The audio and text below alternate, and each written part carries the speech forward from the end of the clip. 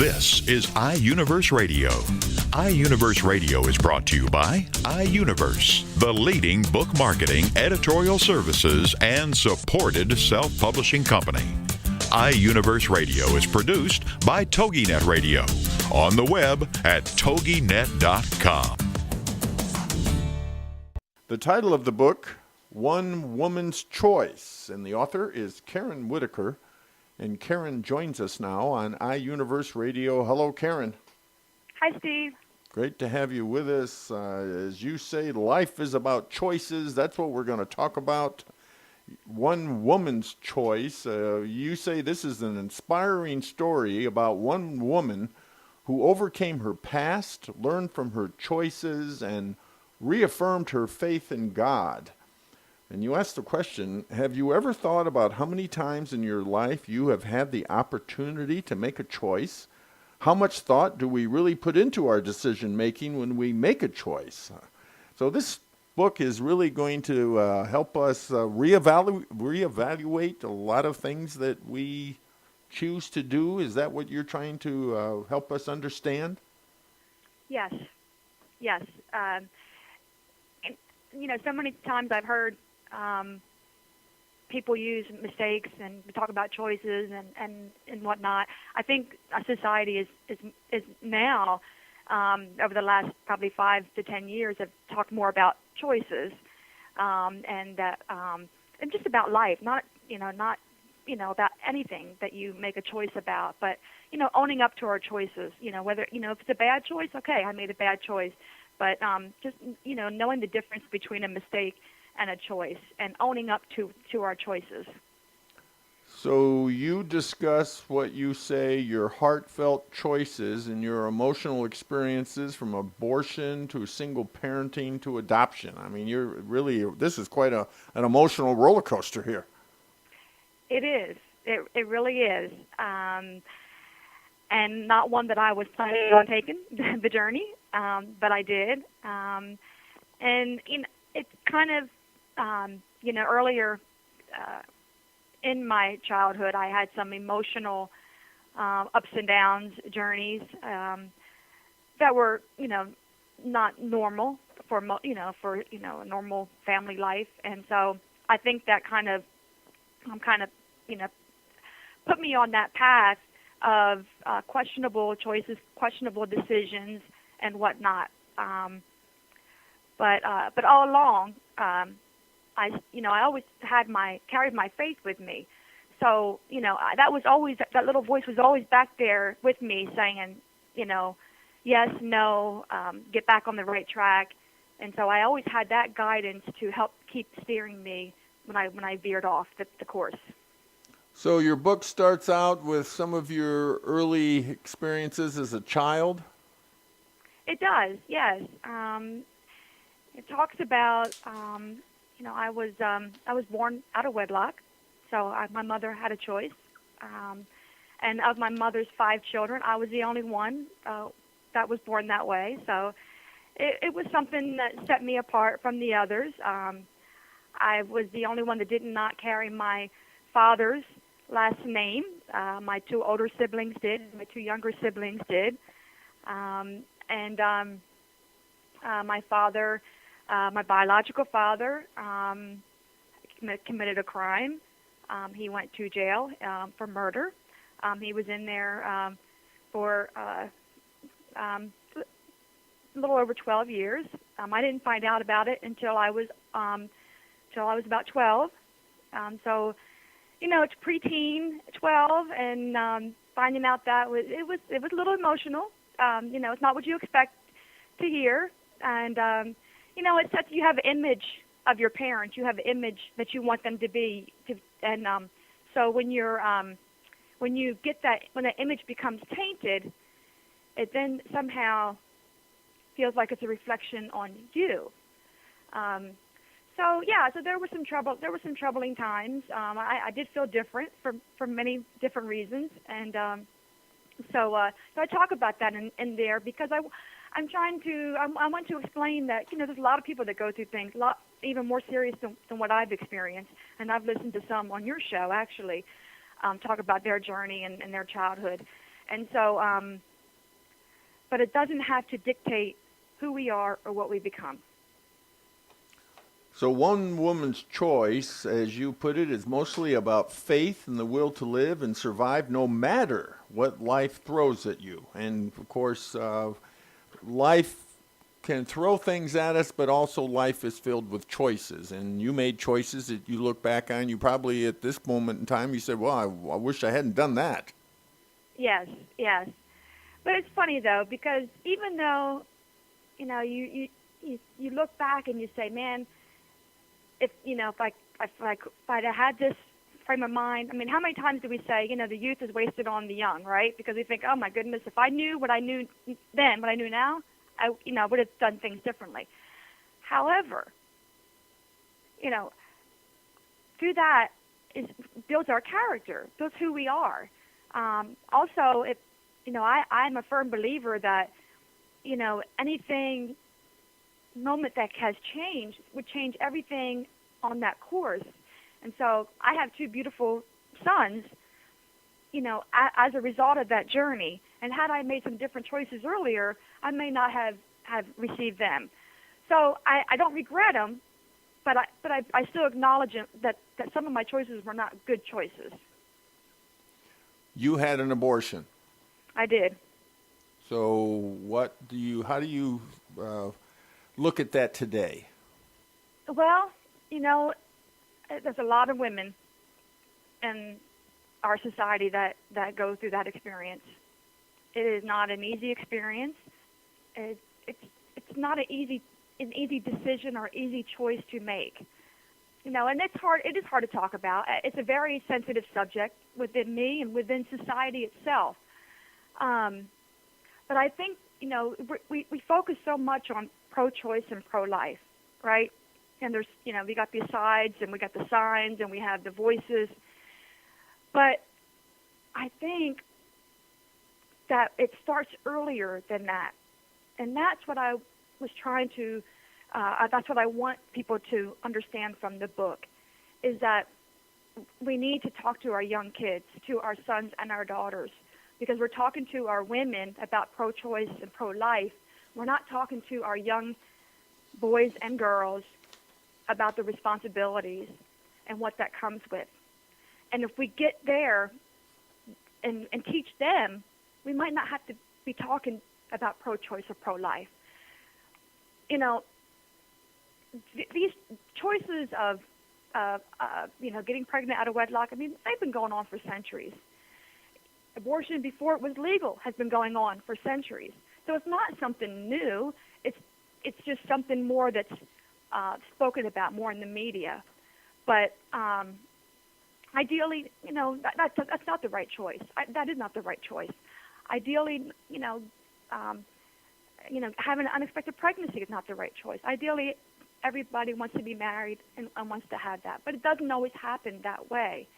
And so I just think that we teach our young kids, sons and daughters, the responsibility, because many times a woman is feeling alone. She doesn't have her family to support her. She doesn't have her partner who conceived this child with her, consensually to support her. And in those times, that's when a woman will usually make that decision, because she feels like she has no other way out. And so it's not a choice.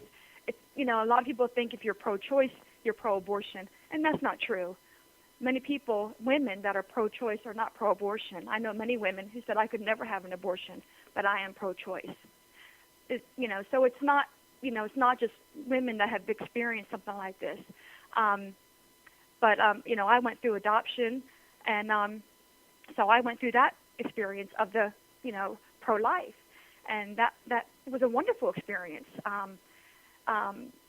But I think that we need to teach our young boys and girls the responsibilities and owning up to our choices, and not putting so much pressure on females, because it's an issue that starts way beyond that point. A lot of women don't like to discuss these sensitive issues. That's true. That's true. And people in general, it is a sensitive issue. It is something that's kept quiet. Whether it's somebody having an abortion that's kept quiet. I mean, think about adoption. Adoption was kept quiet. It was secret. Women didn't tell that they were birth mothers. They didn't tell that they weren't sent away to have that. I mean, all of it is hush hush. If a woman got pregnant and her husband, the father ended up marrying, they didn't announce that they actually conceived before the wedding happened. They didn't announce that to their children or to their families. They kind of hushed. So the whole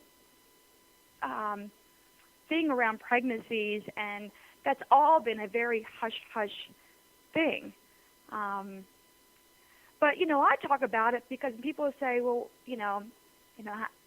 weren't you, were you afraid, or you just put it out there or whatnot? And what I say is, look, I do believe in God. I'm a spiritual person, and I feel like, why should I hide or lie to a society when God already knows? I mean, God knows what I've done. So what can you do to me more than what He can do?